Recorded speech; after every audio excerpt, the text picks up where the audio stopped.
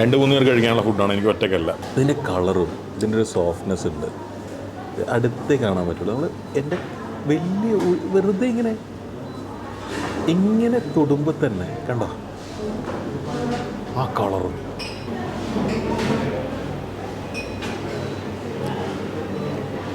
അതുപോലെ പണ്ട് മുതൽ എൻ്റെ ഫേവറേറ്റാണ് ഇവിടുത്തേത്.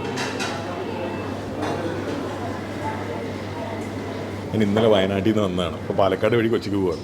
ഇവിടെ കിടന്നിട്ട് പോകുന്ന വെച്ചു. ഭയങ്കര കഷ്ടപ്പെട്ട ഡ്രൈവായിരുന്നു. സൺഡേ ആയിരുന്നില്ലേ, നല്ല ട്രാഫിക് ഉണ്ടായിരുന്നു. ഇന്നലെ രാത്രി ഇതേ ചെമ്മീൻ റോസ്റ്റ് ഇവരുടെ മറ്റേ ബ്രാഞ്ചിൽ കഴിച്ചാണ്.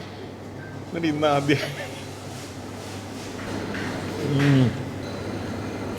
ആക്ച്വലി ഞാൻ ഇവിടുന്ന് ബിരിയാണി കഴിച്ചിട്ട് കുറേ കാലമായി. ഞാൻ ആദ്യം ഇവിടുന്ന് ബിരിയാണി കഴിച്ചത് 5 കൊല്ലം മുമ്പ്, 4 കൊല്ലം മുമ്പ്, 5 കൊല്ലം, ഐ ഡോണ്ട് റിമെമ്പർ. അന്ന് എനിക്ക് തോന്നിയത് ഏറ്റവും ബെസ്റ്റ് ബിരിയാണിയിലൊന്നായതെന്നാണ്. One of the best. റൈത്തയുടെ കാര്യത്തിൽ 2 ആർഗ്യുമെൻ്റ് ഉണ്ട്. ഒന്ന് കട്ടി തൈരിൽ റൈത്ത ഉണ്ടാക്കണം, 2 കുറച്ച് ലൂസായിരിക്കണം റൈത്ത. നിങ്ങളുടെ അഭിപ്രായം എന്താ? ബിരിയാണിക്ക് ഏത് റൈത്തയാണ് നല്ലത്? കുറച്ച് ലൂസായിട്ടുള്ള റൈത്തയാണോ, അതോ കട്ടി തൈരിലുള്ളതാണോ, അതോ ഇതിൻ്റെ ഇടയിലുള്ളതാണോ? ഏതൊരു ലൈവിൽ ഒരാൾ പറഞ്ഞിട്ടുണ്ടായിരുന്നു, ആസീസ് കിച്ചണിലെ ബിരിയാണി നിങ്ങൾ പറഞ്ഞു നല്ല മണ്ടത്ര പോരാന്ന്. നല്ല ബിരിയാണിയാണല്ലോ. പക്ഷേ ഈ തമിഴ് ബിരിയാണി, ഭയങ്കര സ്പൈസി ബിരിയാണി, അതൊക്കെ ഇഷ്ടപ്പെടുന്നവർക്ക് ഇത് ഇഷ്ടപ്പെടണമെന്നില്ല, അത് വേറെ പ്രശ്നം. പക്ഷെ മൂപ്പര് അതല്ല പറഞ്ഞു, പണ്ടത്തെ അത്ര പോരാന്നാണ്. അത് ശരിയല്ല, പണ്ടും ഇതേപോലെ തന്നെയായിരുന്നു ഇത്.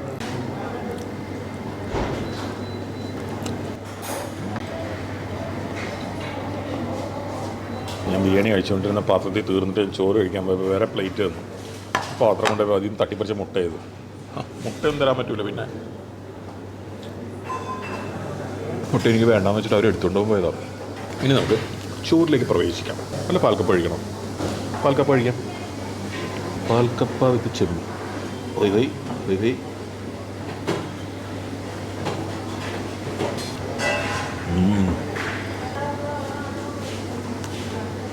ഇതിൻ്റെ മുകളിൽ ഈ വറുത്തിട്ട സംഭവമാണല്ലോ.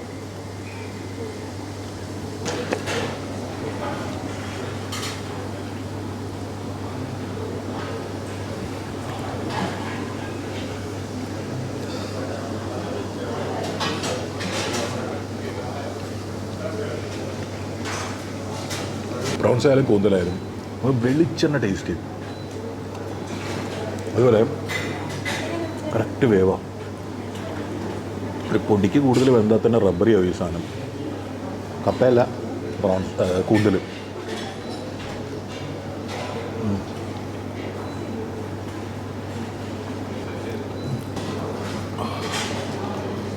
സ്റ്റാർട്ടേഴ്സ് ഇതോടുകൂടി തീർന്നു.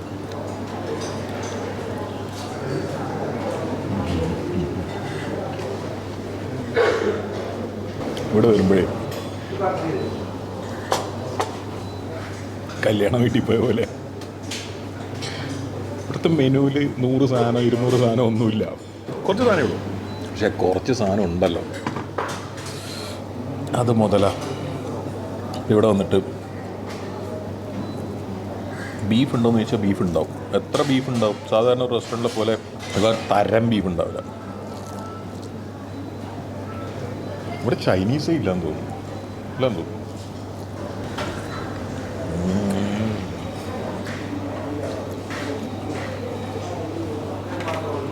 വയനാട്ടിൽ നിന്ന് എനിക്ക് 2 സ്ഥലത്തുനിന്ന് കിട്ടി ചോറിൻ്റെ കൂടെ കഴിക്കാൻ പറ്റുന്ന നല്ല ഉഷാർ ചമ്മന്തി. പണ്ട് കാലത്തല്ല, ഇപ്പോഴും പല വീട്ടിലും ചോറിന് ഒരു ചമ്മന്തിയും ഒരു കറിയൊക്കെ തന്നെയല്ലേ ഉണ്ടാവുള്ളൂ. റെസ്റ്റോറൻറ്റിൽ നിന്ന് ആളുകൾ ധാരാളമായിട്ട് ഉച്ചഭക്ഷണം കഴിക്കാൻ തുടങ്ങിയതിന് ശേഷമാണല്ലോ ഒരുപാട് കറികളുണ്ടായി തുടങ്ങിയത്. അല്ലാണ്ട് ഏത് വീട്ടിലാണ് ഒരു 5-ൽ കൂടുതൽ കറിയായിട്ട് ചോറുന്ന? ഒരു ചിക്കൻ ഫ്രൈ വെക്കാം. ബേർഡ് മോനി ചിക്കന്.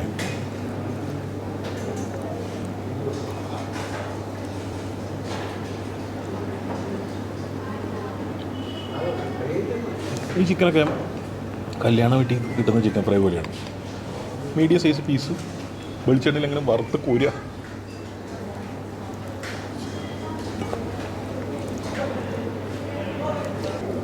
പുളിശ്ശേരിക്ക് ഒരു ചെറിയ കഷ്ണം പപ്പടം എപ്പോഴും നല്ലതാണ്.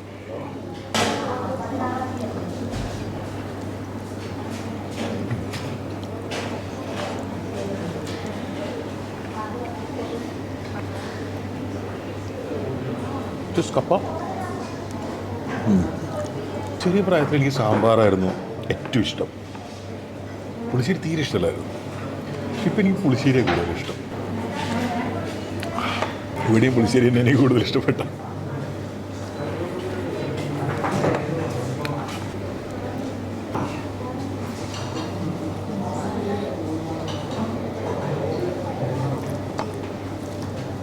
പാലക്കാടൻ സദ്യ വളരെ പേരുകേട്ടതാണ്. ചില കൂട്ടാനുകൾ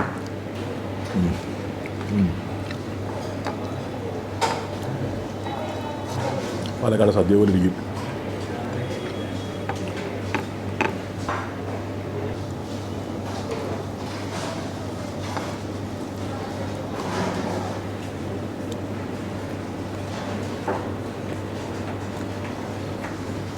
എൻ്റെ ഏറ്റവും ഇഷ്ടപ്പെട്ട മീൻ മത്തിയ കഴിഞ്ഞ ആയില്ല.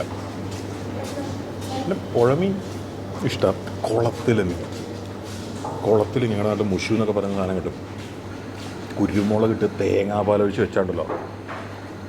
ആ മലബാർ ഭാഗത്തെ ഒരു വീട്ടിൽ പോയ പോലെ, ഒരു കല്യാണ വീട്ടിൽ പോയ പോലെ, അല്ലെങ്കിൽ കുറച്ച് ഫ്രണ്ട്സൊക്കെ ഉണ്ടെങ്കിൽ അവിടെയൊക്കെ ഇങ്ങനത്തെ ഫുഡ് കിട്ടും. അവിടുത്തെ പൊറോട്ടയും ബീഫും ഉണ്ടല്ലോ, രണ്ടുപേരുണ്ടെങ്കിൽ ഇതൊന്നും പറഞ്ഞിട്ട് ഇതല്ലെങ്കിൽ ഇതും പറഞ്ഞാൽ മതി. ഒരു 4 പൊറോട്ടയും ഒരു ചായയായിട്ടെങ്കിൽ ഇരുന്നാണ്ടല്ലോ